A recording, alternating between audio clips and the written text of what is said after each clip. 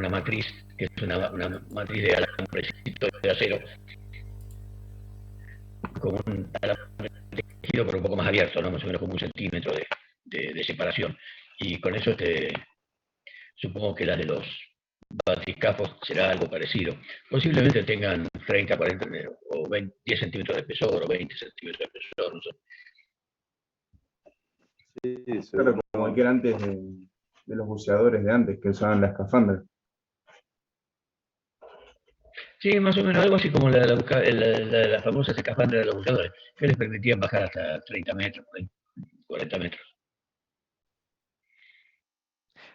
Profe, esa gente se meten como en una cámara de descompresión, una cosa así. Supongo que al subir sí, aunque en realidad creo que en los Vaticafos es como un submarino, es decir, están con la presión regulada y no tienen no es lo mismo que estar buceando. Con las escafandras sí supongo que las escafandras igual necesitan cámara hiperbárica, porque el traje no es rígido. Claro. Claro. En el caso del submarino, no, los Vaticafos no bajan, no tienen problema de la presión atmosférica.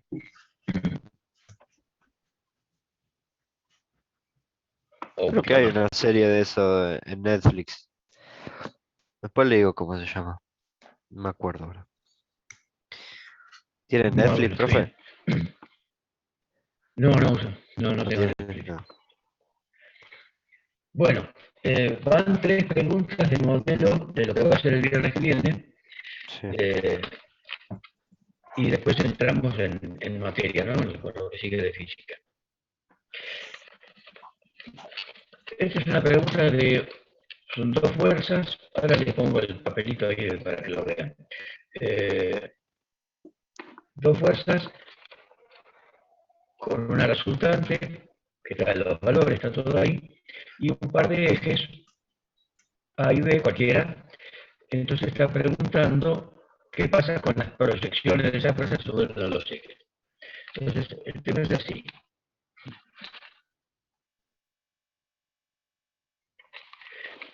Si, a ver, el eje B sería como un eje X, el eje A que está inclinado, tenemos las dos fuerzas ahí, sería alcanzar a ver.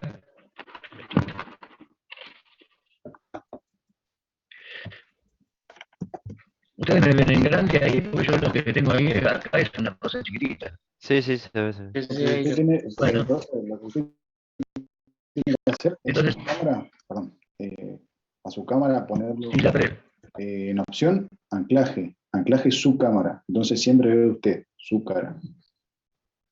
Así puede ver en grande, ¿me entiende? no, yo sí estoy viendo. No, no me hagas hacer cosas raras. Yo quiero ver si ustedes ven con nitidez. Vale, ok. Sí, profe, se ve bien. Bueno, entonces, a ver, por ejemplo, Langer que conteste, ¿qué dirías con respecto a las proyecciones de las dos fuerzas negras? Si las proyecciones de las fuerzas negras sumadas sobre la dirección A sería igual a la proyección de la fuerza esa cuadrada, F. No, no logré escuchar muy bien lo que Las pasó, dos pero fuerzas, la de todas F1 y la maneras F2, no sabría contestar. perdón, no escuché. Fuerza 1 y 2, ¿qué pasa? Está escrita la pregunta ahí arriba. Ah, perdón, no leí. No. La proyección de F1 y 2 sobre la dirección A.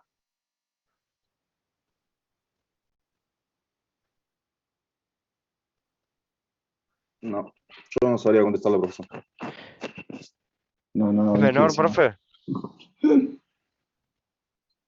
va. Bueno, ¿Puede ser que sea menor? Igual, mayor o menor que la proyección F2. ¿Por qué? Porque si proyecto F1 y F2 en A, están en sentidos opuestos y se restan. Claro, no. y Claro, esa resta te va a dar mayor, igual o menor que la proyección de F, de la Menor. cuadrada. eh, Para mí es menor. tender a donde tira más grande. ¿Qué? ¿80 la abajo o 30? 30, F2, 30. Porque la resta te da 10 y la fuerza te Claro, da 31. Claro, va a ser menor. Claro, porque está en la misma línea, va a ganar más grande. En este caso va a tirar para el lado de A en sentido norte y va a ser menor que la proyección de F, claro. Y tiene que ser iguales. ¿Por qué se marean? La colorada Claro, no es la resultante de F1 y F2, por supuesto. Sí, Sí, y si es la resultante tiene el mismo efecto. Es equivalente a las otras dos. Las proyecciones sobre cualquier eje de las componentes tienen que ser igual a la proyección del resultante, si no, no sería resultante. Así de simple. listo. ah, o sea que no es ni mayor ni menor. Igual, No, es igual. igual, Ok. igual. Tiene que ser igual, porque si no, no sería resultante. Claro. Claro. Fíjense cómo, piensen cómo las calcularon las resultantes, ¿no? Lo calcularon por cálculo. La proyección del resultante es la suma de las proyecciones de las fuerzas componentes. El varión puro. No se maravilla, se apliquen, cuando tengan dudas, piensen en lo básico. Lo básico es la resultante. Porque la resultante tiene que ser equivalente para todos los efectos en cualquier situación. A mí lo que me confundió fue, pensé que las dos fuerzas eh, se ubicaban en la línea de acción de A. Las dos fuerzas, la F2 y F1. Quedó un sentido. No, creo que lo que se marearon fue Claro, porque el eje A estaba inclinado y no era ni vertical ni horizontal. Si es Ah, no, yo vertical entendí. o horizontal, ahí se avivan. Otra pregunta. Tenemos esta expresión que es cada cosa. Ok, déjeme un ratito ahí. Listo, ahí va. ¿Qué es cada cosa? ¿Qué es cada factor? Esa es sumatoria de momentos igual Claro. a lo que sería Inercia por aceleración aceleración angular. angular. Sí, por inercia. Lo que vendría a ser sumatoria de momento, normalmente es el momento, yo lo he visto en momento frenante, con sumatoria que No necesariamente puede ser frenante, puede ser activo. Es la suma de los momentos exteriores. Algunos será frenante, el rozamiento, una fuerza que está haciendo oposición o lo que sea.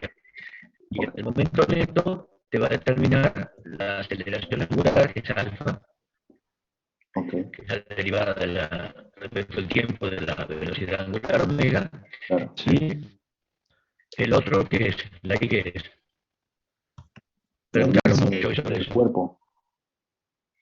El momento de inercia del cuerpo. Sí. ¿Respecto de qué? Basado en Y el respecto momento, del claro. eje de rotación. Cuando diga momento de inercia, tiene que decir el momento de inercia del cuerpo, la masa del cuerpo, respecto del eje de rotación.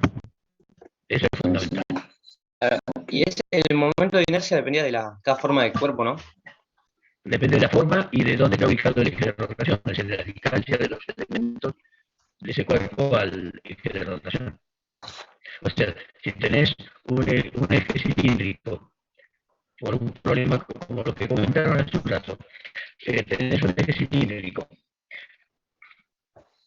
no tengo nada acá, bueno, tenés un eje cilíndrico, el momento de inercia respecto del eje de rotación que coincida con el eje del cilindro era la masa por el radio cuadrado del cilindro dividido 2. Y si estaba así, era sobre 12. Y si estaba en el extremo, perpendicular era sobre Sobre 3. O sea, 3. no solo depende de la masa, sino cómo está ubicada la masa. La forma de la masa sí, y también cómo está ubicada la masa respecto del eje de rotación.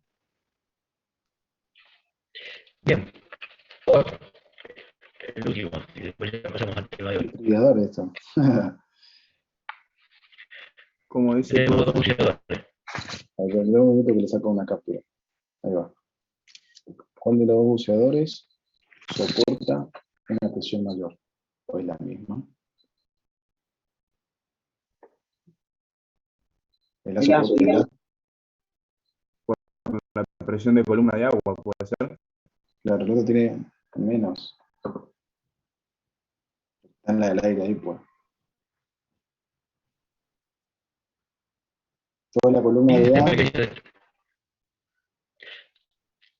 perdón, Fíjese que no están, se están variando con el dibujo y no están explicando los principios básicos.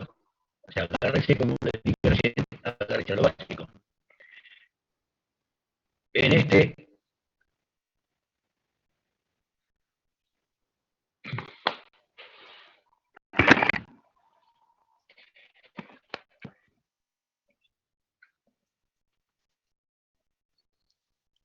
lo básico que me dice, están en el- cuando hay comunicación por debajo, la presión a igual nivel es la misma, por lo tanto, este pulsador y este pulsador están sometidos a la misma presión hidrostática que la de esta columna.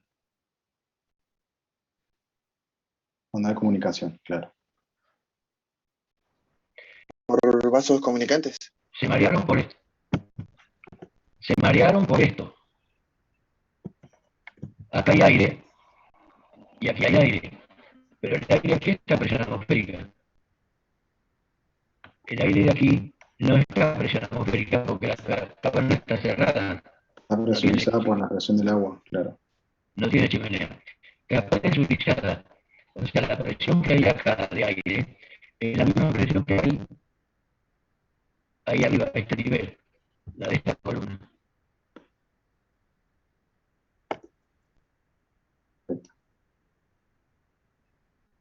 O sea que los pulsadores, este no está a 1 metro debajo, está a 15 o 20 metros debajo de lo que sea. ¿Está bien? O sea, es la misma, ¿no, profe? Sí, es la misma. Esperen que tengo que preparar una foto. Voy a minimizar ahora un poquito. Aguántenme Bueno, profe. para compartir pantalla.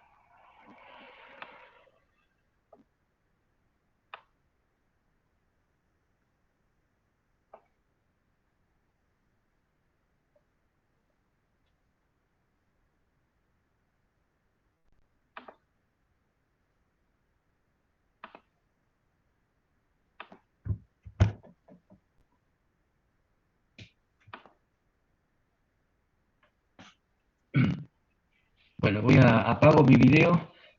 Entramos con un tema nuevo ahora de cinemáticas, algo para los que puedan haber ya han lanzado o los que estén recordando. Voy a compartir pantalla y ya tengo mi video. Va a mejorar el sonido. Bien.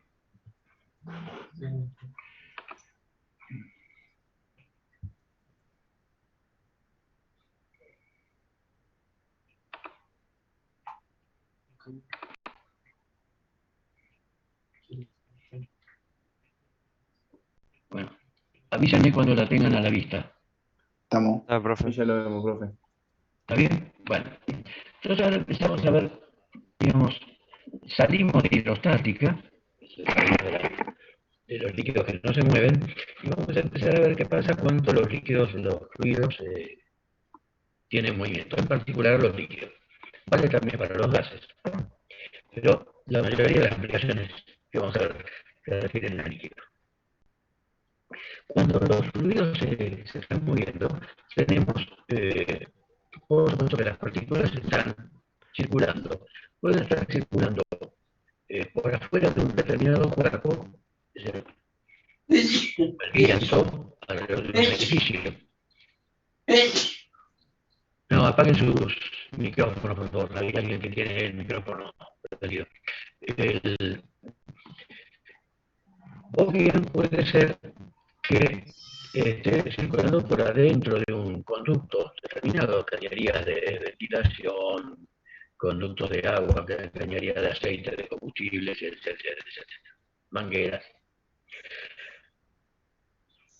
Dentro de todo eso, por supuesto, las partículas tienen velocidades, pueden tener aceleraciones, y en ese tipo de comportamiento aparecen, que es lo que nos interesa fundamentalmente, las interacciones de esos fluidos líquidos o gaseosos con los cuerpos sobre los cuales pasa, por ejemplo, el viento que pasa sobre un edificio o que pasa alrededor de un cartel, para que nos interesa y para que el cartel no salga volando, que el techo no salga volando y que el edificio no se venga abajo.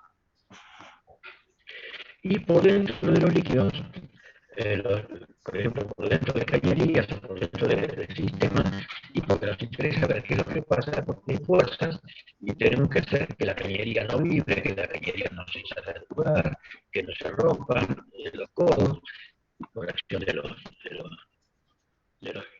fluidos que pasan, todo ese tipo de problemitas.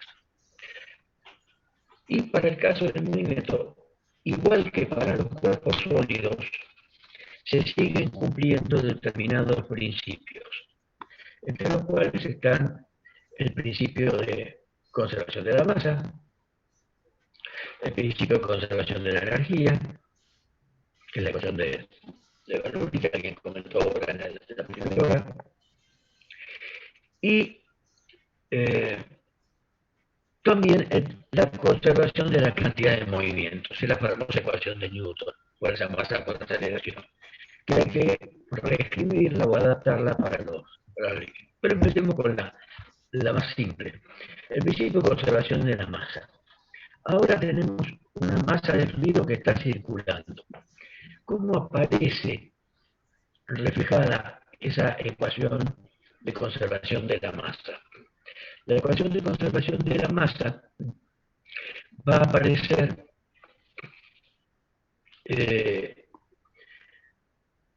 como una conservación de una masa que está en movimiento.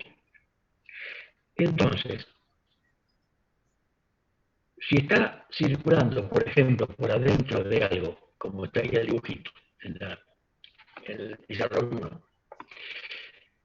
esa masa ingresa en el sistema en el momento y en algún momento sale. El principio de conservación de la masa me dice la masa que entra es igual a la masa que sale por unidad de tiempo. O sea, lo que interviene ahora es el factor tiempo. Entonces, esa masa que ingresa con una cierta velocidad porque se está moviendo. Si el conducto se estrecha, como aparece ahí en la teoría de la izquierda, necesariamente va a tener que pasar más rápido. ¿Por qué? Porque en el mismo tiempo tiene que pasar la misma cantidad de masa. Por lo tanto, para que puedan seguir pasando, a pesar de que el conducto se estrechó, tiene que pasar más rápido. A la inversa, si el conducto se ensancha, va a fluir más despacio. La otra consecuencia del principio de conservación de la masa, que es el dibujito de la derecha, es que si hay una bifurcación, en ese caso aparecen como una bifurcación de salida, la masa que ingresa tiene que ser igual a la masa que sale. ¿Cuál sale? Y las dos, la que sale por los dos, o 3, o 20, lo que sea. Entonces, necesariamente se tiene que cumplir que la masa que ingresa, caudal de masa que ingresa, tiene que ser igual a los caudales de masa que salen. Exacto.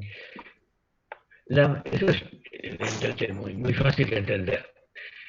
Pero la masa es la densidad por el volumen y multiplicado para un cuerpo que está sólido. Pero acá, como se está moviendo, lo que me interesa es ese cambio de posición, o sea, la velocidad.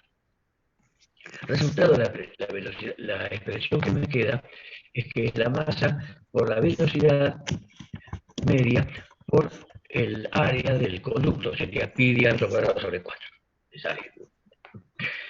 Esa expresión que en algunos libros, algunos autores llaman gasto, y otros llaman caudal, y otros llaman caudal de masa.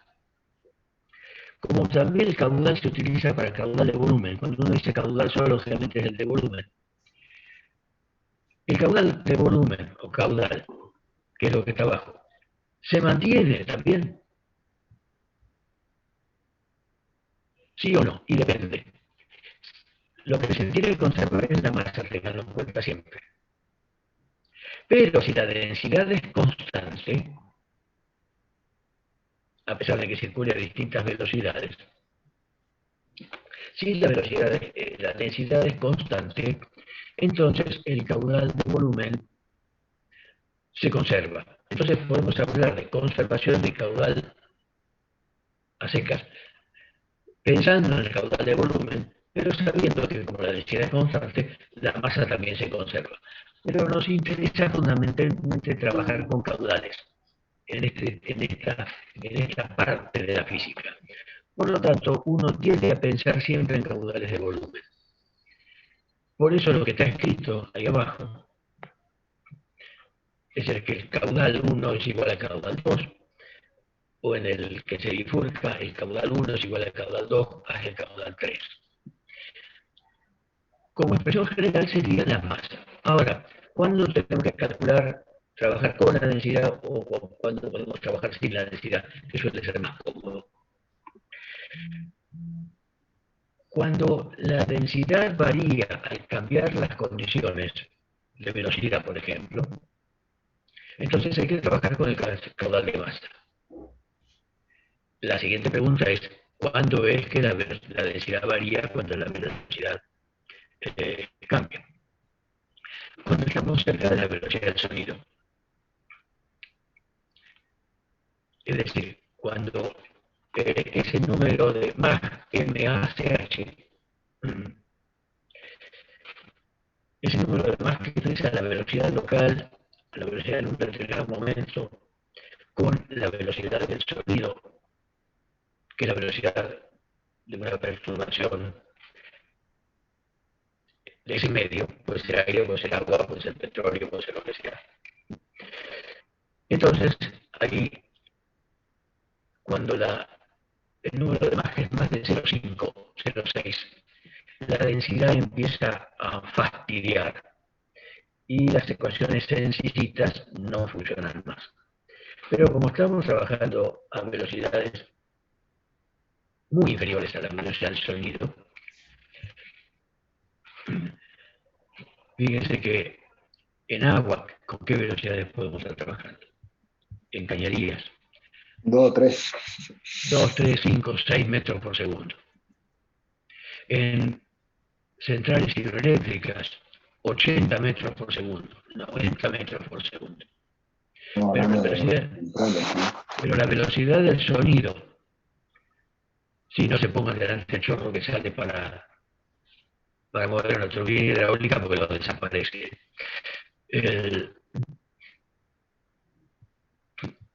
Esas velocidades siguen siendo muy subsónicas, porque la velocidad del sonido del agua a temperatura ambiente es de más o menos unos 1200 metros por segundo. Claro. Es decir, que siempre estamos trabajando con la parte subsónica, así que acá no se preocupen con el tema supersónico. El tema supersónico podemos llegar a encontrar, sí, en algunas situaciones de cañerías con gases, pero no, con líquidos no. Así que quedémonos tranquilos. Bueno, como ustedes ven, el principio de conservación de la masa es muy simple. Tan simple que muchos autores ni lo explican. Porque como esto, si ustedes lo piensan, en electricidad lo vieron como las leyes de Kirchhoff, porque en última instancia la corriente, por lo menos hasta donde yo sé, la corriente continua es un flujo de electrones, o sea, electrones que caminarán como caminan, creo que a la velocidad de la luz, bueno, el asunto de ellos no digo. Pero siempre le explican, toda esta parte de la hidráulica se explica con la analogía eléctrica. Entonces, los profesores de física dicen, esto es como las leyes de Kirchhoff para electricidad. La corriente 1 se divide en corriente 2 y corriente 3, y la suma de las corrientes tiene que dar 0. Eso va poniendo el signo, ¿no? Cuando entra y sale.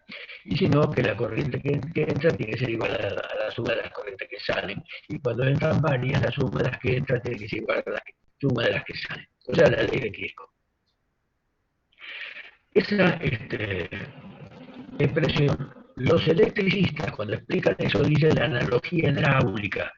Entonces dicen es como cuando tenemos una cañería y circula los flujos. Resultado, los mecánicos lo explican en términos de analogía eléctrica y los electricistas con analogía hidráulica. Resultado, ninguno de los dos explica nada.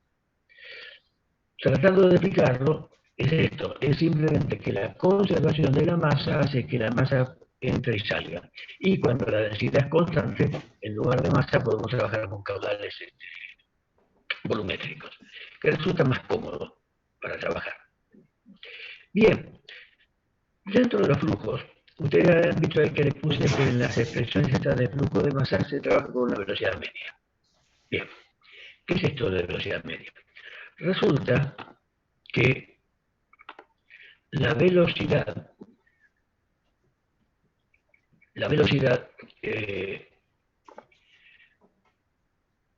local puede ser bastante diferente entre puntos y puntos. Ahí puse abajo dos cañitos. En un cañito, en el de la izquierda, uno ve que las partículas que están a un cierto radio pasan a una cierta velocidad constante, mientras el diámetro está constante, ¿no?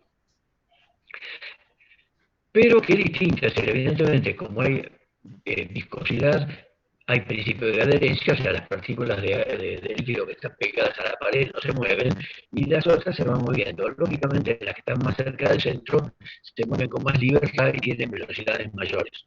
Ya puse vectorcitos más grandes.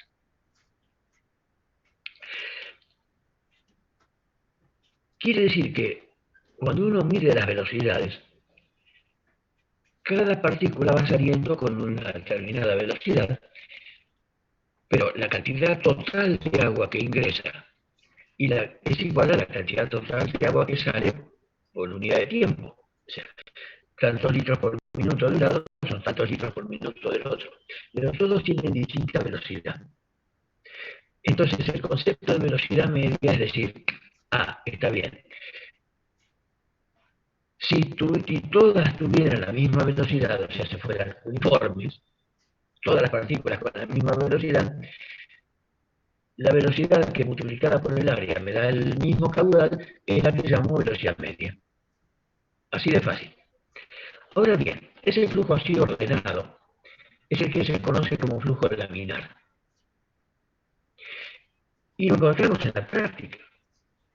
Sí, con fluidos más viscosos, aceites, algunos crudos, melazas,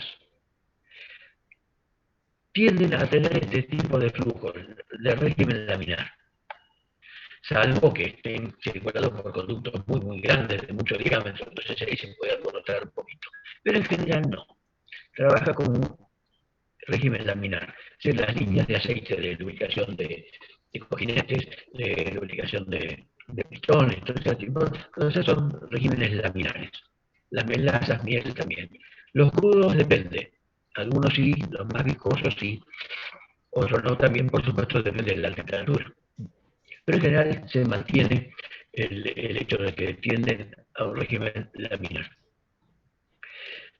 En el caso del agua, la nafta, el vino, la cerveza, el gasoil, que son fluidos menos viscosos, la tendencia, y a los gases, por supuesto, el aire y todo eso, vapor de agua, tienden a tener un flujo totalmente desordenado, como está dibujado en el dibujito de la derecha. Fíjense que en un punto cualquiera, A, en el régimen laminar yo detecto siempre la misma velocidad, pero cuando el régimen es así desordenado, las partículas van arremolinadas, describiendo trayectorias, entremezclándose, de modo tal que en un punto A podemos estar detectando una velocidad en el sentido general de marcha o una velocidad nula o una velocidad en sentido opuesto. Porque fíjese que las partículas en algún momento al hacer un nulo, en algún momento están invirtiendo la componente de velocidad. A pesar de lo cual sigue habiendo un flujo neto, o sea que podemos definir una velocidad media. Ponemos un balde a la salida, medimos la cantidad de agua que sale en un cierto tiempo y con el área del caño tenemos la velocidad media. Pero no hay una velocidad local fija, es totalmente variable, o sea, son todos promedios en el tiempo, aún la velocidad del punto A. Porque en un determinado, supongamos que pusiéramos un aparatito para medir la velocidad ahí. En un determinado momento le iríamos a 3 metros por segundo. Enseguida medimos 2,5. Después medimos menos 0,2. Después medimos 1,7. Es decir, ¿qué velocidad tendríamos ahí? Promedio, a lo mejor en 10 minutos. Y tomamos 100 medidas y hacemos un promedio. Es decir, eso sucede, sobre todo en cañerías o en tuberías de ventilación. Si uno coloca un aparato de medida ahí, lo que va a sacar como velocidad en cada punto A, en cada cuadradito A, es una velocidad promedio a lo largo de un cierto tiempo. Lo he hecho, eso en condiciones reales, en una imprenta, una línea de tubería de esas de ventilación de aire, ¿no? Y efectivamente los valores son totalmente erráticos y hay que tomar muchas mediciones para tratar de sacar un promedio. Profe, Eso es lo que se llama flujo turbulento. Sí, o sea, la velocidad media es como si fuera del punto A al punto B, todo constante a una velocidad siempre pareja, por así siempre decirlo. constante. Claro. Sí, como si en todos los radios tuvieras la misma velocidad y siempre constante. Ah, listo. Y después hay un concepto, quedan 3 minutos. Ahora termina esta reunión y en 10 minutos arrancamos con la nueva materia. O sea, esto queda cortado acá. Después les mando Ok. el pizarrón por mail a ustedes, para que ya lo tengan. ¿Qué es el concepto de línea de corriente? Una línea de corriente es una línea más o menos ficticia o imaginada, que refleja que los componentes de velocidad son siempre tangentes. O sea, la línea de corriente refleja eso. Claro, en un flujo laminar tendremos líneas de corriente. Las líneas de corriente serían líneas paralelas al eje. Todas esas serían líneas de corriente. En el flujo turbulento no puedo definir una línea de corriente, salvo tomando los valores medios en el tiempo. O sea, poniendo el detector a distintos radios y sacando un promedio en el tiempo. Entonces con esa línea, con eso sí, ahí sí puedo hacer línea de corriente. Es decir, en los flujos turbulentos uno hace la línea de corriente, pero sabiendo que está trabajando con valores medios de velocidad. Pero por definición, la línea de corriente la podríamos, por ejemplo, poner de manifiesto porque el régimen permanente es cuando no depende del tiempo que cambie en un transitorio permanente, la línea de corriente coincide con la trayectoria de las partículas. Entonces ustedes van a ver muchos estudios hechos con simuladores computadora y ese tipo de cosas, que hacen esas líneas de flujo que reflejan cómo circula un flujo a través de una carrocería de auto, o de un fuselaje de avión, o en una cañería, o lo que fuere. Y esas son esas líneas que a veces se pueden materializar en el laboratorio poniendo gotitas, chorritos de tinta. Entonces el agua acompaña o va arrastrando los hilitos de tinta, y esas líneas, digamos, de trazas de tinta, nos están dando una hilera, o tirando, por ejemplo, humo en una corriente de aire, entonces inyectando humo en distintas posiciones, y el aire arrastra la corriente de humo, y así uno estudia la línea de corriente. Eso es muy común, van a encontrar mucha información de eso en videos de YouTube, ese tipo de cosas de estudio de laboratorio. Pero bueno, eso es simplemente para tener en cuenta esas definiciones permanentes. Lo del Profe, trayectorio entonces, permanente es básico. Sí, queda menos de un minuto. lo de las líneas de corriente son las trayectorias de las partículas. En régimen permanente sí. Ok, En régimen permanente, línea de corriente y trayectoria es lo mismo. Bueno, finalizamos en 10 minutos, arrancamos con resistencia a materiales. perfecto. Perfecto. Perfecto.